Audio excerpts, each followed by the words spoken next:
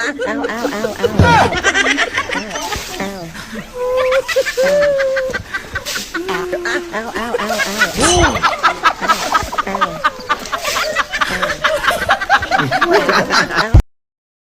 Mobimba na bapale sika bozwami TRC Kibolelo TV toujours Majesté le roi na bapale sika bozwami Majesté le roi partout na RDC Mobimba partout na Katanga partout na Lubumbashi partout na Kolwezi partout na Congo central sika bozwami Majesté le roi na bapale pour s'abonner massivement lelo o to remarquer na bapale moment ya elanga baboti ebele bakimaka mai bana pe ebele bakimaka mai ce qui fait maintenant que tunga ya mapeka o edégagaka esalaka ke ekoma kopesa résistance na mapale ebele esika bozwami na bapale Majesté le roi kaka nde nalobaka baparent baboti bana bakimi mai par jour okosukola combien de fois nde tokomi na elanga boye asokola mbala moko na elanga mbala moko kaka mpo na raison eza nini raison eza bamalili ezala makasi kosa bafievre pamba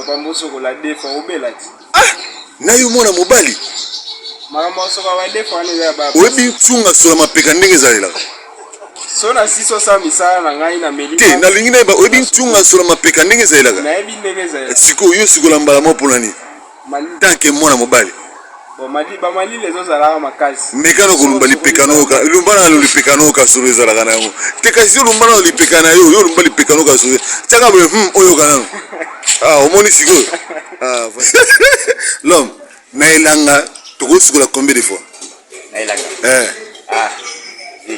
solo elanga ya solo volontaire eza biso mpe baopase journée basukoli te mpe ntongo boye mais est ce que oyebi ke lipeka ezalaka na ntunga makasi eza bongo mais soki oza na mwa systématique na okopompe omoni wana na droit kuta olave na elanga te en tout cas biso bao tozolave ezalaka ke notre na biso malu mais c'est pas donné à tout le monde.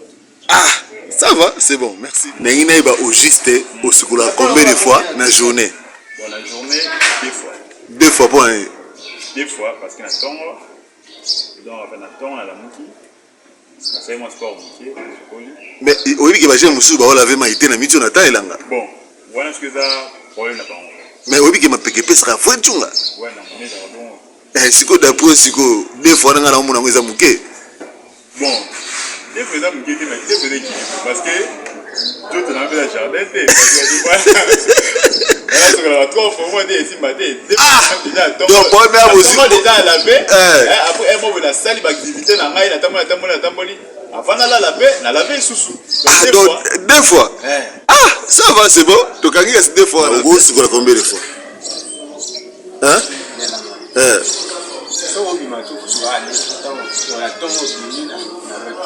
Deux fois la journée. Pourquoi 2 fois?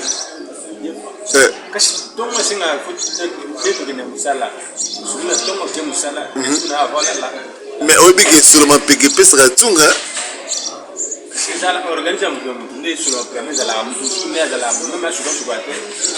Donc pour nous yo sukula 2 fois la journée. Et là moi ça. Nengina iba.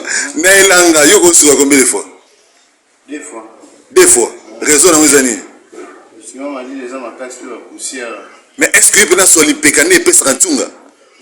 Si ko pona bata soma pekana omoni bitaki yo conseil ba oni. On a vraiment faut sur la toffe parce que on est là un peu que ma soma casse parce que mani les gens m'attaquent. C'est vrai. Ça va. Moula moi il est makasi donc il peut faire dégager mais là on beaucoup sur un peu mutari batete ou dégager nos sur le thème. Kitoko, merci. Na ilanga okosukula combien de fois? Je vais les regarder fois. Ndenge mali lebwe.